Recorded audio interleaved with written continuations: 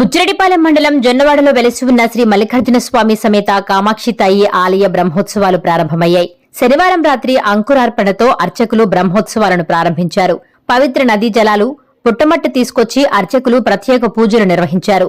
గణపతి పూజ, స్వస్తి పుణ్యాహవచనం, త్రిశూలేశ్వర పూజ, రక్షాబంధన పూజ, ఆచార్య దిరుత్విగ్వరుణం, దీక్షా స్వీకారం, యమునా పూజ, మృత్సంగ్రహణం, నవపాలికల యందు చతుర్దశౌషాది స్థాపన, దేవీదేవత నవగ్రహ ఆస్తి దిక్పాలక కలశ స్థాపన, దీక్షా హోమం తదితర కార్యక్రమాలు ఆలయ అర్చకులు శాస్త్రోక్తంగా నిర్వహించారు.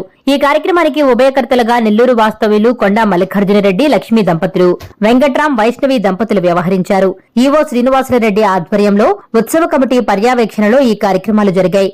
ఈ కార్యక్రమంలో ఉత్సవ committee chairman Tirumuru Ashok Reddy, committee సభ్యులు కడపర్తి నాగేంద్ర, నక్కల శివకృష్ణ, తిరువాయిపాటి నందకుమార్, ముంగర్ సుధాకర్, శ్రీశైలం శశిశేఖర్ శర్మ, పాలూరి చాముండేశ్వరి, కొల్లపూడి శారద, పెన్నత్తూరు సుమలత, గండ్రకోట రమాదేవి, జొన్నలగడ్డ వరలక్ష్మి, ఇమ్మడిశెట్టి సౌజన్యాలక్ష్మి, జొన్నవాడ గ్రామ సర్పంచ్ కందికట్ట పెంచులయ్య, ఆలయ అర్చకులు, సిబ్బంది, భక్తులు పాల్గొన్నారు.